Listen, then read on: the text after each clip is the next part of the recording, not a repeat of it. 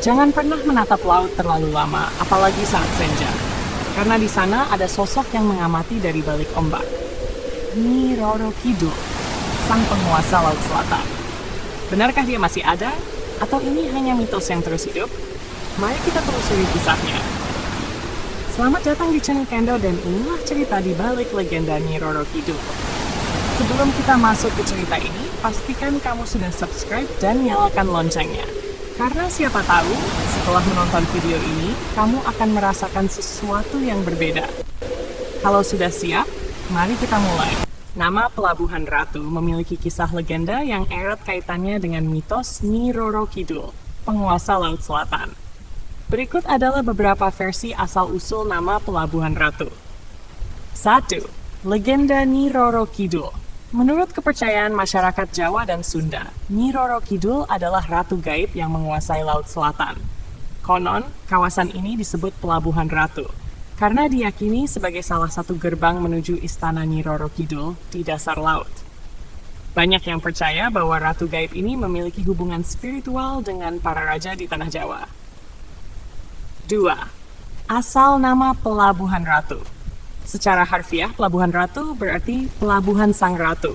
Ada dugaan bahwa nama ini berasal dari kisah seorang ratu atau putri kerajaan yang melarikan diri dan bersembunyi di daerah pesisir ini. Versi lain menyebutkan bahwa wilayah ini dahulu merupakan pelabuhan yang digunakan oleh seorang ratu atau bangsawan penting. 3. Kaitan dengan sejarah dan geografi. Pelabuhan Ratu adalah sebuah teluk yang memiliki karakteristik unik dengan ombak besar khas Laut Selatan. Secara geografis, kawasan ini memang strategis sebagai pelabuhan alami di masa lampau, sehingga mungkin digunakan oleh kerajaan-kerajaan terdahulu.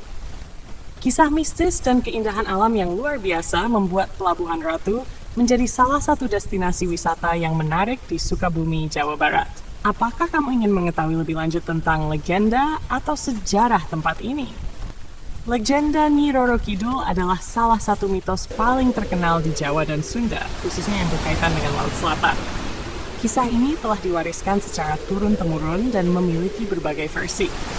Berikut adalah cerita yang paling umum tentang asal-usul Nyi Roro Kidul.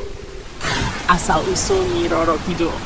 Dahulu kala di Kerajaan Pajajaran, atau dalam versi lain Kerajaan Mataram, hiduplah seorang putri raja yang cantik jelita. Namanya berbeda-beda dalam berbagai cerita, tetapi sering disebut sebagai Putri Kadita atau Dewi Dita. Ia adalah putri kesayangan raja, tetapi sayangnya ibu tirinya iri dan ingin menyingkirkannya agar anaknya sendiri bisa menjadi pewaris tahta. Suatu hari, sang ibu tiri mengguna-gunai Putri Kadita sehingga tubuhnya tiba-tiba dipenuhi luka dan borok yang mengeluarkan bau busuk. Sang raja yang awalnya mencintai putrinya mulai merasa malu dan akhirnya mengusirnya dari istana. Dalam kesedihan dan penderitaan, Putri Kadita mengembara hingga sampai ke pesisir Laut Selatan. Di sana, ia mendengar bisikan gaib yang memintanya untuk menceburkan diri ke laut. Dengan penuh kepasrahan, ia melompat ke dalam ombak yang ganas. Namun, alih-alih tenggelam atau mati, tubuhnya justru berubah menjadi sosok wanita yang luar biasa cantik. Roh laut memberinya kekuatan, dan ia pun menjadi penguasa Laut Selatan dengan gelar Nyi Roro Kidul. Sejak saat itu, ia diyakini memiliki istana megah di dasar laut dan kekuatan untuk mengendalikan ombak yang dahsyat. Nyi Roro Kidul dan hubungannya dengan raja-raja Jawa. Dalam beberapa versi legenda, Nyi Roro Kidul diyakini memiliki hubungan spiritual dengan raja-raja Mataram, seperti Panembahan Senopati dan raja-raja berikutnya. Konon, mereka mendapatkan berkah dan perlindungan dari Nyi Roro Kidul dengan syarat harus setia padanya. Karena itulah, beberapa raja Jawa sering melakukan ritual khusus untuk menghormatinya. Larangan warna hijau. Mitos terkenal yang masih dipercayai hingga sekarang adalah larangan mengenakan pakaian berwarna hijau di pantai Laut Selatan, termasuk di Pelabuhan Ratu. Konon, warna hijau adalah warna kesukaan Nyi Roro Kidul, dan mereka yang mengenakannya bisa terseret ombak dan diambil ke istananya di dasar laut. Legenda ini membuat Pelabuhan Ratu menjadi salah satu tempat yang penuh misteri dan kepercayaan mistis.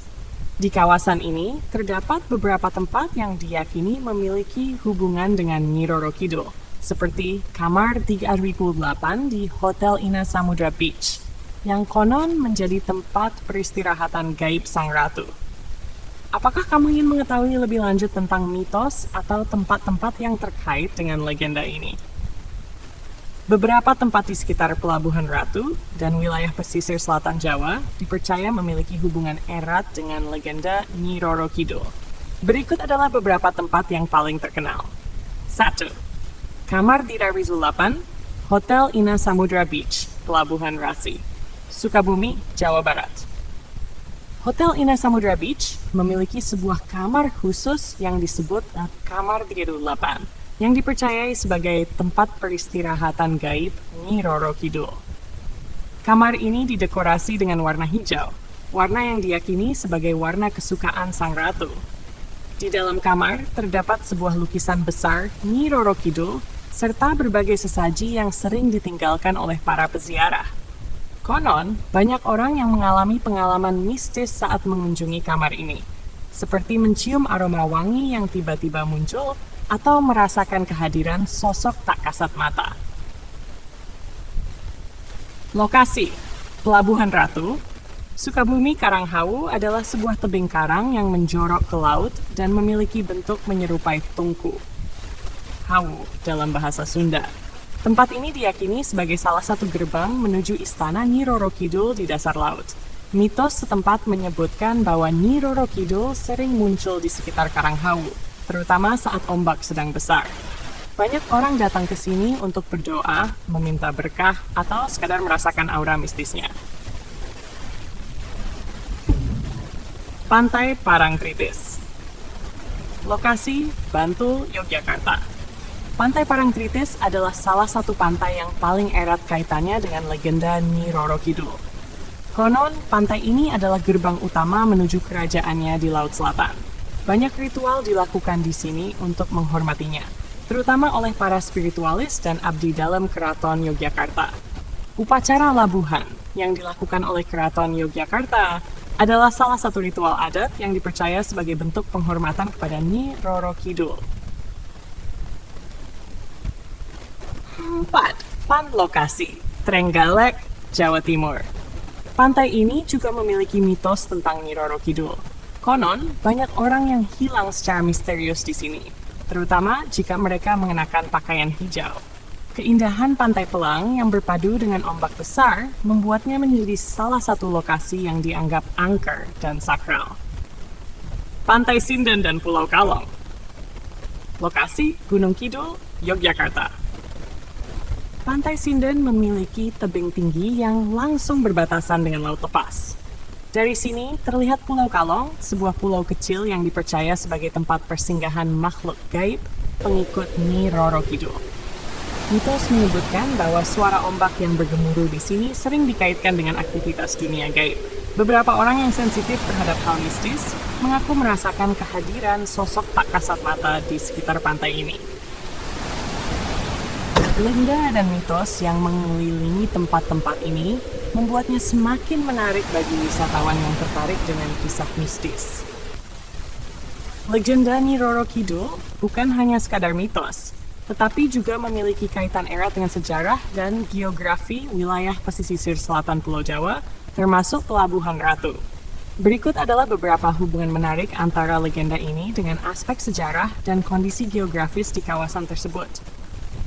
1. Kaitan dengan sejarah. Hubungan dengan kerajaan Pajajaran dan Mataram. Dalam beberapa versi legenda, Nyi Roro Kidul dipercaya berasal dari kerajaan Pajajaran Sunda atau Mataram Jawa. Ini menandakan bahwa mitosnya berkembang sejak zaman kerajaan Hindu-Buddha hingga era Islam. Jika dikaitkan dengan Pajajaran, Nyi Roro Kidul sering dikaitkan dengan Putri Kadita, anak Prabu Siliwangi yang terbuang dan kemudian menjelma sebagai penguasa Laut Selatan. Dalam konteks kerajaan Mataram Islam, mitos ini diperkuat oleh legenda bahwa Panembahan Senopati, pendiri dinasti Mataram, mendapatkan restu dari Nyi Roro Kidul untuk menjadi raja setelah melakukan semedi di pantai Parangtritis. Sejak saat itu, hubungan spiritual antara Raja-Raja Mataram dan Nyi Roro Kidul dipercaya tetap terjaga, bahkan hingga era Kesultanan Yogyakarta dan Surakarta. Ritual labuhan, yaitu upacara melempar sesaji ke laut, masih dilakukan oleh pihak keraton sebagai bentuk penghormatan. B. Pelabuhan Ratu sebagai pelabuhan sejarah. Nama Pelabuhan Ratu secara harfiah berarti Pelabuhan Sang Ratu. Sejarah mencatat bahwa wilayah ini memang digunakan sebagai pelabuhan alami sejak zaman dahulu. Pada masa kolonial Belanda, Pelabuhan Ratu menjadi salah satu jalur penting bagi perdagangan dan transportasi laut. 2. Kaitan dengan geografi. A. Karakteristik Laut Selatan yang berbahaya. Laut Selatan, termasuk di sekitar Pelabuhan Ratu, terkenal dengan ombaknya yang ganas dan arus bawah laut yang kuat. Secara ilmiah, fenomena ini terjadi karena Samudra Hindia memiliki arus laut yang kuat dan tidak stabil. Tebing-tebing curam di dasar laut menciptakan pusaran air dan arus balik yang berbahaya. Gelombang tinggi akibat angin samudra yang kuat. Karena itulah banyak kecelakaan laut terjadi di wilayah ini. Masyarakat yang masih memegang kepercayaan tradisional sering menghubungkan insiden ini dengan panggilan Nyi Roro Kidul, terutama bagi mereka yang mengenakan pakaian hijau. B. Keunikan lanskap di Pelabuhan Ratu. Pelabuhan Ratu memiliki bentang alam yang khas dengan kombinasi pantai berpasir putih dan hitam, tebing-tebing curam yang menjorok ke laut, gua-gua alami yang dipercaya sebagai tempat gaib. Salah satu lokasi unik adalah Karang Hawu, yang menyerupai tungku besar dan dipercaya sebagai tempat persinggahan Nyi Roro Kidul. Bertemu dengan Nyi Roro Kidul adalah keinginan yang sering muncul dalam cerita rakyat dan kisah mistis di Jawa. Banyak orang percaya bahwa Ratu Gaib Laut Selatan ini hanya bisa ditemui oleh mereka yang memiliki keberanian, kemampuan spiritual, atau memenuhi syarat tertentu. Syarat dan cara untuk bertemu dengan Nyi Roro Kidul. 1. Melakukan semedi atau ritual di tempat khusus.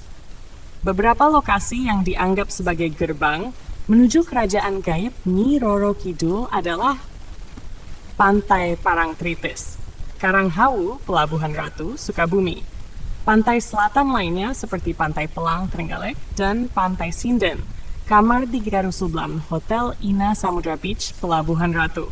Semedi biasanya dilakukan pada waktu-waktu tertentu, seperti malam Jumat Kliwon atau malam Suro, 1 Muharram dalam penanggalan Jawa. 2. Berpakaian serba hijau. Mitos menyebutkan bahwa hijau adalah warna kesukaan Nyi Roro Kidul. Banyak orang yang ingin bertemu dengannya mengenakan pakaian hijau sebagai simbol penghormatan. Namun, ada juga kepercayaan bahwa memakai hijau di pantai selatan bisa berbahaya karena bisa dipanggil oleh sang ratu. 3. Membawa sesaji. Orang-orang yang ingin berkomunikasi dengan Nyi Roro Kidul biasanya melakukan ritual dengan memberikan sesaji. Sesaji yang umum digunakan meliputi bunga 7 rupa, kemenyan atau dupa, kain hijau atau kebaya hijau, makanan seperti tumpeng atau jajanan pasar, emas atau perhiasan sebagai simbol penghormatan. Sesaji ini biasanya dilarung ke laut sebagai tanda persembahan. 4. Tirakat dan puasa khusus. Beberapa orang percaya bahwa untuk bertemu dengan Nyi Roro Kidul, seseorang harus melakukan tirakat atau puasa khusus. Puasa ini bisa berupa puasa mutih, hanya makan nasi putih dan air putih selama beberapa hari, atau puasa patijeni, tidak makan, minum, atau bertemu cahaya selama sehari semalam. 5. Memiliki ilmu gaib atau keturunan tertentu. Dalam kepercayaan mistis Jawa, tidak semua orang bisa bertemu dengan Nyi Roro Kidul. Hanya mereka yang memiliki ilmu spiritual tinggi, keturunan kerajaan, atau memiliki garis takdir tertentu yang dapat melihat atau berkomunikasi dengannya. 6. Mendapatkan izin atau panggilan gaib. Ada cerita bahwa Nyi Roro Kidul hanya muncul kepada mereka yang dipilihnya. Beberapa orang mengaku pernah bermimpi didatangi sosok wanita berpakaian hijau atau mengalami kejadian aneh sebelum akhirnya diundang ke alamnya. Apakah ini benar atau hanya mitos? Banyak orang yang menganggap cerita ini sebagai mitos atau bagian dari kepercayaan spiritual Jawa. Namun, ada juga yang mengklaim telah mengalami pertemuan gaib dengan Nyi Roro Kidul melalui ritual atau mimpi. Menurut kepercayaan mistis dan cerita rakyat, Kerajaan Nyi Roro Kidul di dasar Laut Selatan adalah sebuah istana megah yang berada di alam gaib. Kerajaan ini sering digambarkan sebagai tempat yang luar biasa indah, dengan pasukan, pembantu, dan makhluk gaib yang setia kepada Sang Ratu. Gambaran Kerajaan Nyi Roro Kidul. Istana megah di dasar laut. Banyak orang yang mengaku pernah melihat atau mengalami pengalaman spiritual menggambarkan kerajaan ini sebagai sebuah istana megah dengan warna hijau dan emas, berhiaskan permata yang bersinar, dipenuhi cahaya gaib yang tidak berasal dari matahari, memiliki gerbang besar yang dijaga oleh makhluk-makhluk mistis, dikelilingi oleh taman bawah laut yang dipenuhi bunga dan ikan berwarna-warni. Di dalamnya terdapat ruang pertemuan raja-raja dan tempat tinggal para pengikut setia Nyi Roro Kidul. Beberapa dukun atau spiritualis mengklaim bahwa kerajaan ini tidak bisa dilihat oleh sembarang orang, kecuali mereka yang memiliki penglihatan gaib atau yang dipanggil oleh Sang Ratu. 2. Pembantu dan pengikut Nyi Roro Kidul, para panglima dan pasukan laut. Nyi Roro Kidul dipercaya memiliki pasukan gaib yang siap melindungi kerajaannya dan menjalankan perintahnya.